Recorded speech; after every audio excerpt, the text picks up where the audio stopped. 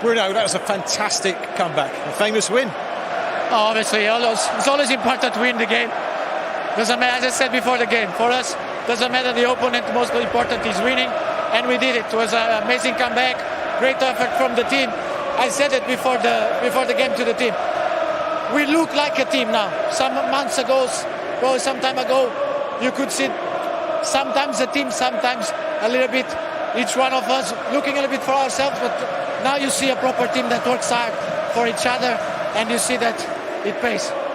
The first goal was a little bit controversial, because Marcus was offside and you're in own goal. Did you shout? Did you call? No, I think because I was facing the goal, Marcus probably saw that I was in a better position. I didn't know if any of us was on offside or not, but it doesn't have any influence because there was no one closer to him. So it doesn't make any influence on the teammates to defend. The only one close was one close to me, so it is what it is. But it's a goal at the end. We are really happy for that. Marcus, the winner. I thought you were injured in the first half. You were going to make the second half, but what a finish. Just a little knock, but in games like this you have to just try and push through, and thankfully I managed to do that. Obviously scoring the goal at the end and winning the game, and that's what we set out to do. As Bruno said, that's always the aim before every game. This game obviously is a little bit special, but either way we're pleased to have the 3 points and continue winning at Old Trafford. Needed something to lift you, because at the start of the second half City looked like they had control. Garnacho changed things. He added some pace in there, didn't he? Yeah, it's a change of dynamics, and I think I've said this many times before, but the options that we've got coming off the bench, even when we've had injuries this year at times in the forward line and everyone's played out of position. Bruno played out of position today. But as you can see, everyone's putting a shift in, and when you've got players like Garner, young, hungry, full of talent, ready to come on and make a difference, and anything's possible. But yeah, like I said, we're very pleased to manage to come back, win the game, get 3 points, and now it's about recovering and moving on to the next game. And there's no doubting the significance of this result, particularly when you look back to October. You're now 1 point behind City. That doesn't matter for us. We have to look forward. We have to look forward for the next game, because you can be closer, but if you don't keep winning, they will go. So the mentality now is to be celebrating, because it's a big win on the derby. It's a long day today, so we have to celebrate that. But from tomorrow, straight away head on Crystal Palace. It's always tough to play away there, we all know that. So our focus has to be straight on that. It was a nice interchange for that first goal. I think he could do the same for Marcus. Hand that to Bruno, he's player of the match. Well done, gents, well played. Dreaming once again at the Theatre of Dreams. Manchester United have only lost once in their last 19 in all competitions. Rio, Paul and Jolien with me. Deep breath. Jolien, what was your biggest concern or disappointment from the City point of view? Yeah, the result, obviously. Derby day win, you want to do that for the fans. And it's been a disappointing result, game and week. But for me personally, it's the detriment it does to potential title race. Bigger picture, and the greatest respect to United and who they are. This is a derby game, but for Man City, it's about winning the title. And obviously that's detriment to them today.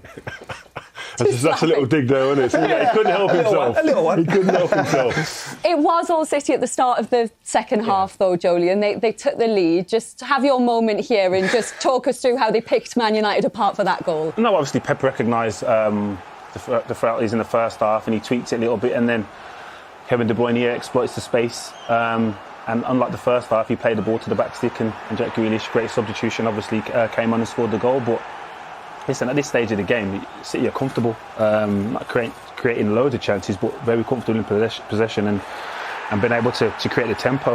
But yeah, obviously the outcome of the game isn't great. And that was their only shot on target. They didn't have a shot on target in the game against Southampton as well. Yeah, again, that would be worrying. The fact that over 2 games, it's 1 shot on target isn't great viewing for City. And unlike Pep's teams and that we've come to see, but again, there's obviously something going on there. But I'm not too worried. It's 2 games over the course of the season. I'm sure there'll be trophies there at the end. And be honest, at that point, Paul, did you genuinely think Man United had a chance of coming back? I thought if they get 1, there's a good chance of getting 2. It's always likely to happen over the atmosphere. As Jolien said, I thought City were in good control of the game. 20 minutes after half-time, you was slightly worried. I thought Marcus looked injured to me. He looked like he was injured or lazy. I'm not sure what it was. But these superstar players, they can produce moments that win games, and you have to keep them on the pitch at all times. And I think a special mention for Garnacho as well. I thought it was a massive influence when he came on.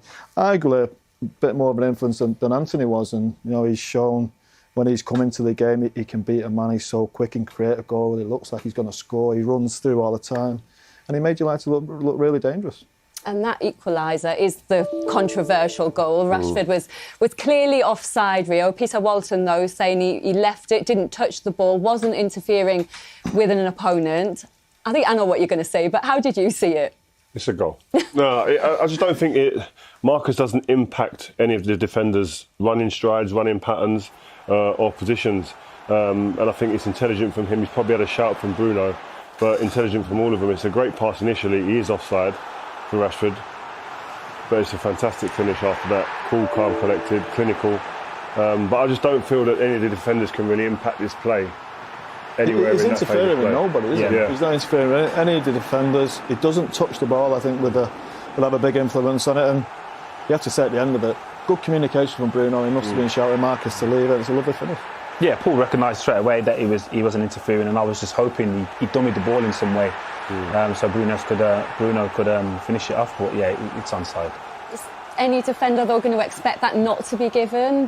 That's the rule. That's the part of the rule I don't like. The defender's done well to play offside, and he's interfering in the run and in anticipation of the defender. So I seen it the other day against, I think it was Wolves, Liverpool, in a similar situation. I'm thinking if he's not there, then the defender clears that up. But yeah, again, it's one of them. Marcus actually isn't interfering. He's offside, but he's interfering. Some will say, City fans, it's at Old Trafford, Manchester United, getting the decisions. Well, you've got to put yourself in the position to get the decisions, and you've got to make yourself a dangerous team at times. And I thought we didn't do that as much as you would have liked here at Old Trafford. But when we did, I said we got in there and we were clinical. But people listen, they're going to say, because it's Old Trafford here and there with certain decisions gone on in the year. I think, listen, over a quarter of a self out.